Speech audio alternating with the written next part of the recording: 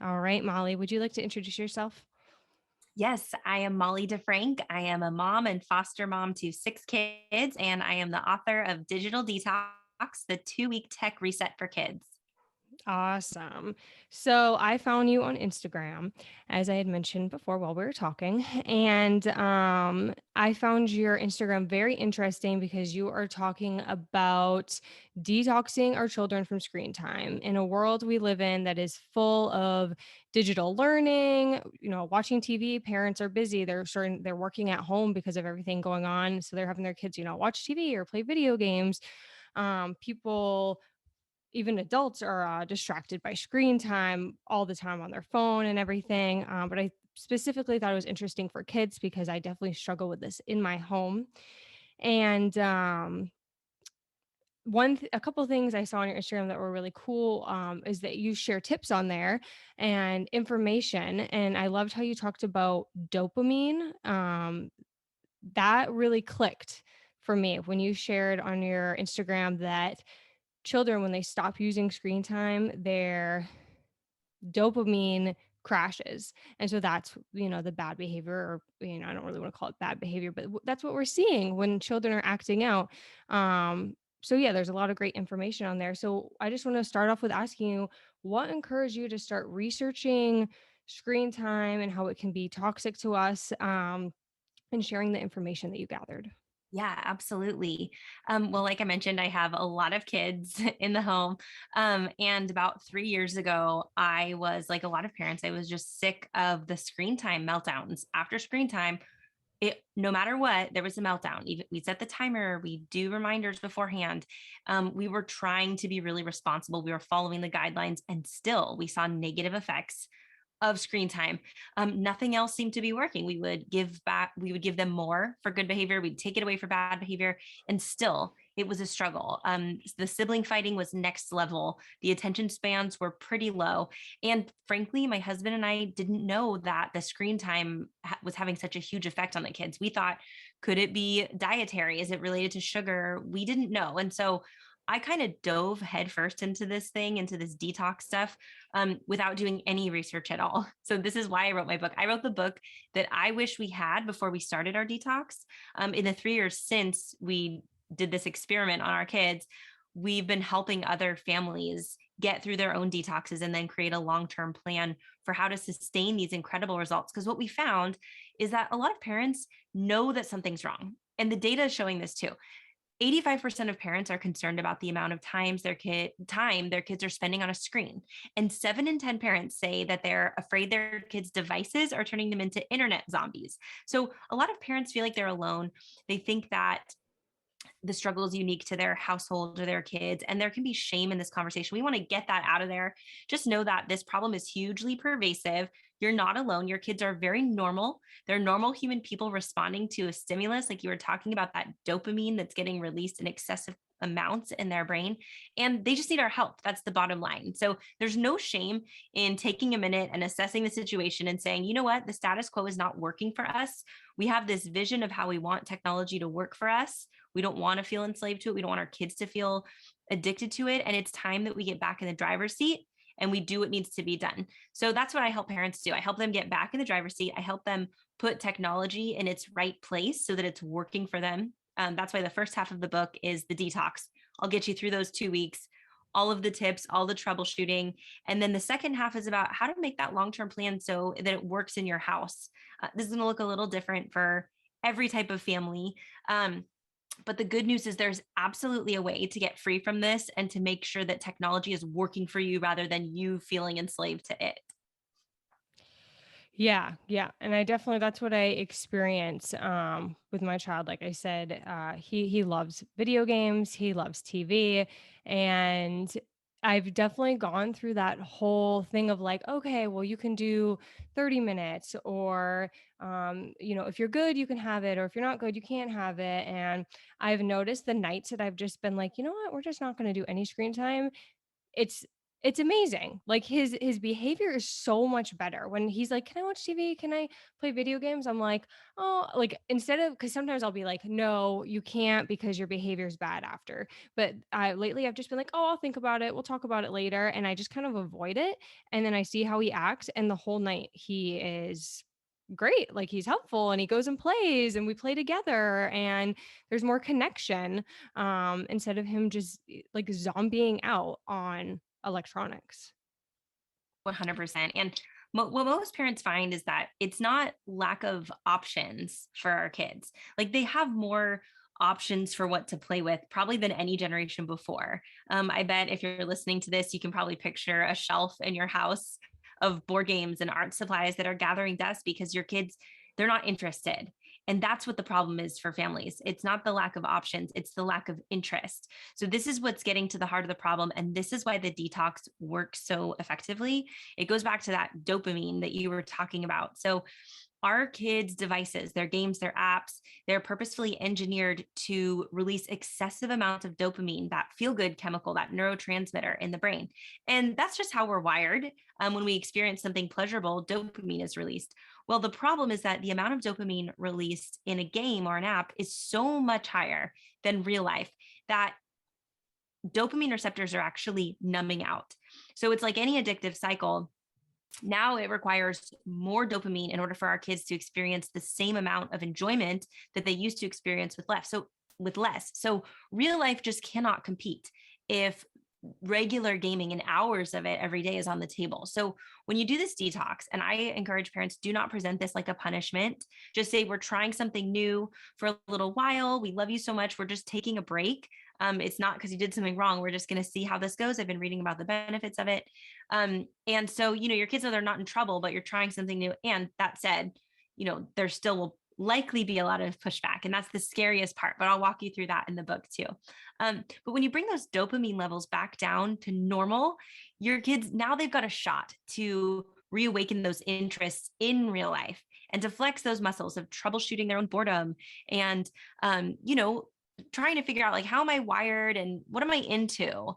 Um, in real life, those skills and hobbies that will actually benefit them in the long run. And then after the 2 weeks, then parents, especially after they watch their kids and see, gosh, look at how well they're doing, or look at these new interests we're just discovering, you can decide how much to put back in. But most families I help, they wind up, their long-term plan is nowhere close to what it was, but they would not have been able to, for example, I'll use our family. We were doing 1 to 2 hours of daily screen time a day for my kids. And we thought, this is so responsible. This is the recommendations. And still, the effects were not just right after. It was impacting their moods all of the time. It impacts their sleep, their ability to pay attention, all of these things. So 1 to 2 hours a day. Now, in our long term plan phase, we allow our older kids, so 9 and up, to get 1 hour per week of interactive screen time. And it's only on the weekends. Now, if we tried to go from 1 to 2 hours a day and just switch that to 1 hour once a week, it would have been a disaster. But because the kids were learning at the same time that we were, that they don't need that. And they were also developing those skills and getting better at their talents and natural giftings. Now, this long term plan looks a lot more doable for both the parents and the kids. Wow. So when they have time on the weekends to do what they want on the electronics for 1 hour, or if you split it up, between the 2 days or whatever you do, the time when it's time for them to get off, do you experience a dopamine crash then? Like, do that you experience their behavior, being upset? You know what? For the most part, no. And this is why it's really important to notice your kids. One child psychiatrist said to view their interactive digital consumption, interactive like gaming or apps where they're tapping a screen, really in terms of dosage, because it's amping them up so much. It's putting them into fight or flight mode. So different kids can handle different amounts. And that's why we just cut it out altogether for our younger kids. If you have kids with ADHD, so many of those parents will notice that those kids are particularly susceptible to really bad mood problems and huge meltdowns afterwards. So it's really about knowing your kids, getting to know them, what they can handle, what is beneficial versus what is just going to make everything way more difficult. And, I also want to encourage parents that this is so doable and practical. So when I'm talking 1 hour a week, our family loves digital entertainment. We enjoy it. So the things that don't count towards that 1 hour, we enjoy TV shows together as a family. So I'm not counting when we use technology to connect with each other, like we love watching Lord of the Rings, or there's some cooking shows that we enjoy watching as a family. I don't even count that because we're connecting together. Um, or, we have a computer in the kitchen. And if my kids want to, create something, sometimes they'll want to write a story. Of course, go for it. I don't even count that. So when they use technology in our long-term plan to connect with each other or to create, I'm good with that. That's when technology is working best for us. I use it, like you mentioned, on Instagram. Um, I love sharing with my audience, with moms. A lot of moms are on Instagram, and I think it can be a great place to connect with people, but it's just about putting it in its right place. Yeah. So what are your thoughts on I see like on Instagram when I'm scrolling through there the sponsored ads, and I'll see like download this app, it's educational for children. What are your thoughts about that? Oh, yeah. You got to be so careful with those. After some research, many, or if not most, of those apps that are billed as educational have no third party validating that they are, in fact, educational. The research actually shows that kids learn so much better from a caregiver. For our youngest kids, for example, they can't learn functional language from a device. It doesn't translate for them. So I was talking to a speech therapist about this. She said parents will think, oh, my kids, they have all these words. And she said after a short conversation, interaction with the kids, it's not functional language. They're just parroting words that they're hearing shouted at them from these apps. What kids need and the way they learn language is back and forth conversation from a loving caregiver. It's the same thing kids have always needed. So yeah, writing, holding a pencil, all of these things that our kids really need. And we're finding that as a generation of parents, we have come to rely so heavily on these devices to solve all of our problems for us as kind of this electronic babysitter, this pacifier. And I would just want to encourage you that if you feel like you've gone too far down the rabbit hole with digital entertainment in your home, there is absolutely a way out. It is way simpler than you think. The fear of getting started is what keeps most parents from making this total transformation. And so I just really want to encourage you that we have a community of parents.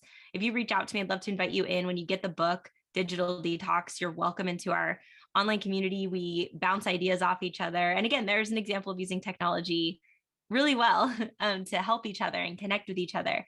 But yeah, absolutely. So, another note I was just thinking of was occupational therapists. They're saying that they're finding these new problems they're identifying, and they're calling it virtual autism, because it's kids who are presenting like they have autism, and they do a little more investigating and they say, no, this isn't autism. This is kids who have not developed a lot of these skills because they've been numbing out on a screen. So our kids really need us to kind of get back in the driver's seat and roll up our sleeves and say, enough, we're taking a break and we're going to get back in charge. Because for too long, we've really bought into this marketing, and the marketing machine with the tablets, and the iPad came out in 2011, and it was billed as this way to get ahead, this way to create future rocket scientists, and look how educational it is. And what we found, and my oldest was born in 2009, and after a couple of years of buying into this, we see, gosh, the marketing didn't deliver on the promise. And the other really interesting thing is, you look at the people who created this technology, they are some of the strictest parents when it comes to what they allow their own kids to use. So, it's been a decade. Parents are looking back. We're scratching our heads. We're going, that probably wasn't the best route to take. How do we fix it? And I just want to encourage you.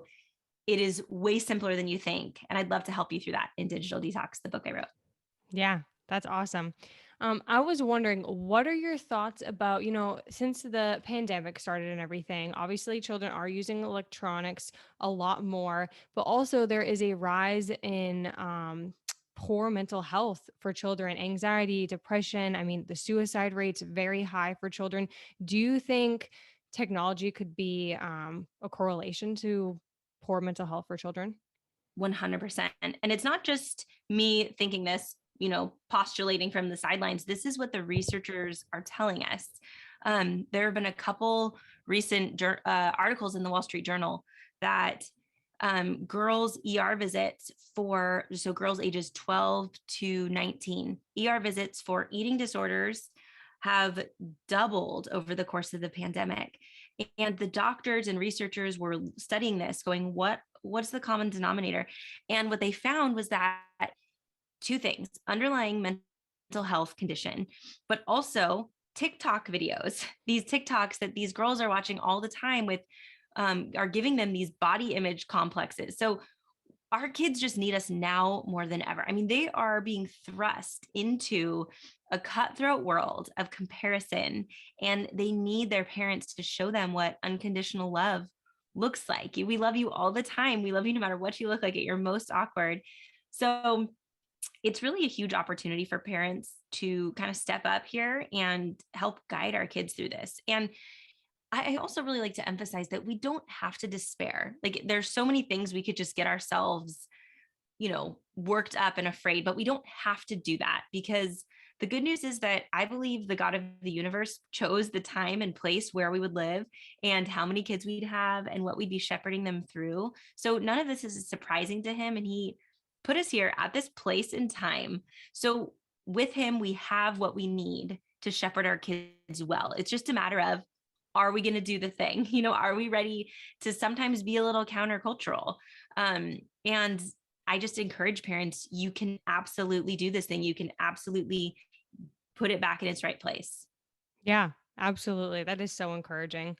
So, for a parent right now listening, they're like, wow, okay, my kid, it sounds like my kid might have a problem after listening to this. Maybe his behaviors or her behaviors are coming from electronics. What's a piece of advice you would give them? Like, one thing you would say you can start here right now?